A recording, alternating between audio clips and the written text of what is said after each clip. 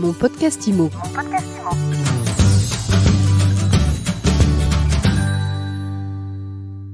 Vous déprimez à l'idée du couvre-feu à 18h. Depuis quelques jours, vous rêvez de grands espaces où partir télétravailler. Alors venez avec moi. Mon podcast IMO vous emmène aujourd'hui dans un chalet en altitude. On part aux Arcs, au Wonderful Chalet, et je suis avec Candice Falcoz. Candice, bonjour.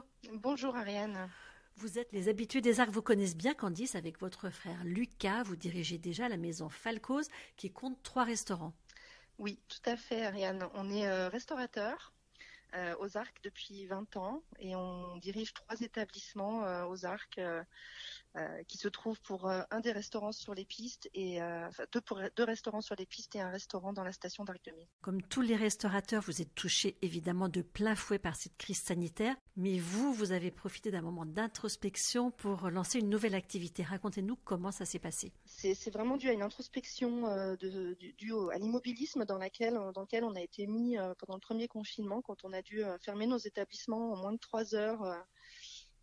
Et puis on s'est retrouvé une espèce de vide, et comme la nature n'aime pas le vide, cette idée a germé. Il y avait ce chalet justement. Alors moi j'étais en plein déménagement et en cours de rénovation d'une maison, donc ce chalet laisse libérer, et puis l'idée est venue de créer quelque chose qui soit différenciant par rapport à l'offre existante et qui apporte une vraie valeur ajoutée à notre montagne.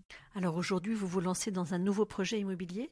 Alors, on se lance dans un nouveau projet, plus que dans l'immobilier, puisque pour nous, ce projet, en fait, est pas seulement un projet immobilier, mais aussi un projet dans lequel on s'engage pour modifier un petit peu la vision de la montagne, en tout cas comment vivre la montagne différemment. Donc oui, on ouvre un nouveau concept qui est un chalet de co-living touristique aux Arcs. Alors, qu'est-ce que c'est un chalet de co-living touristique ? Alors, c'est le même principe qu'en ville, donc c'est-à-dire que nos hôtes ont une chambre privative dans laquelle ils ont leur propre salle de bain et leur propre internet et de quoi vivre de façon personnelle dans leur chambre, et partagent avec les autres habitants du chalet les espaces communs qui sont donc un grand salon avec cheminée, cuisine, salle à manger, un espace de fitness et un espace de cowork. C'est un chalet dans lequel il y a 6 personnes maximum qui cohabitent. Le chalet est très grand, hein, il fait 180 mètres carrés, donc il n'y a que 3 chambres actuellement. Il y a largement la place pour que nos hôtes puissent garder des distances convenables et cuisiner à des heures différentes. Et puis on met à disposition également tous les gels hydroalcooliques ou les masques nécessaires. Vous livrez des repas le cas échéant ?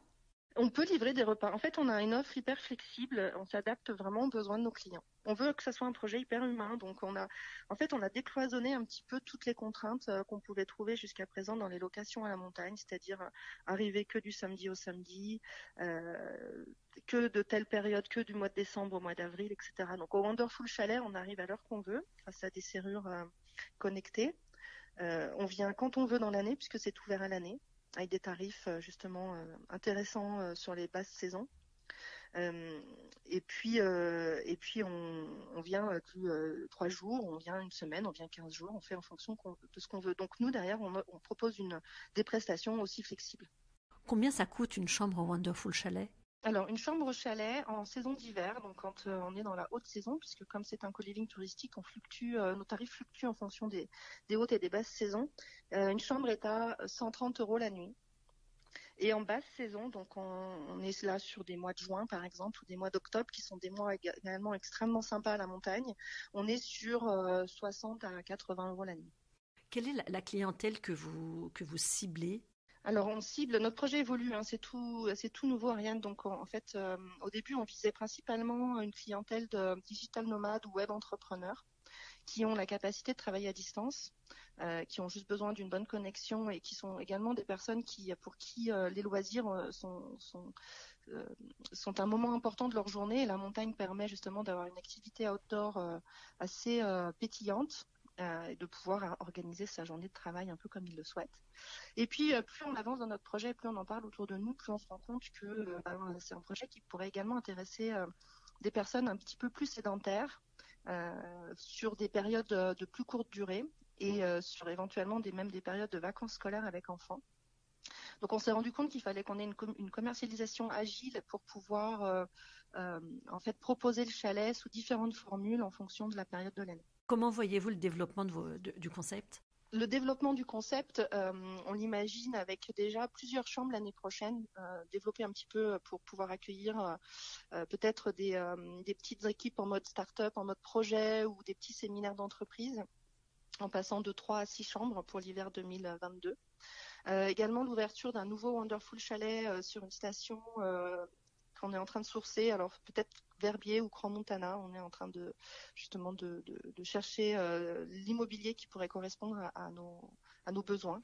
Alors, je suis cofondatrice avec mon frère, on travaille ensemble et mon frère a fait sa vie en Suisse depuis déjà 10 ans, donc il souhaite développer quelque chose plus près de chez lui puisqu'il avance aussi dans sa vie familiale et c'est un besoin pour lui que de pouvoir être moins mobile qu'avant. Notre projet est vraiment un projet de co-living montagnard en fait. Donc on vise les Alpes mais dans sa globalité. On cherche des endroits vraiment des territoires qui ont la volonté de travailler sur les 4 saisons. Ça, pour nous, c'est très important. Alors, vous arrivez sur le territoire, vous achetez le chalet, comment ça se passe ? Alors, quand on arrive sur le territoire, donc on recherche un chalet qui correspond en termes de taille et d'emplacement à notre cahier des charges. Et ensuite, en effet, on travaille avec des family office qui peuvent nous aider à financer l'achat de ces chalets et la rénovation. Et ensuite, nous, on s'occupe de l'exploitation. Merci beaucoup, Candice Falcoz, d'avoir été avec nous aujourd'hui sur mon podcast IMO. Je rappelle que vous dirigez avec votre frère Lucas le Wonderful Chalet. Mon podcast IMO.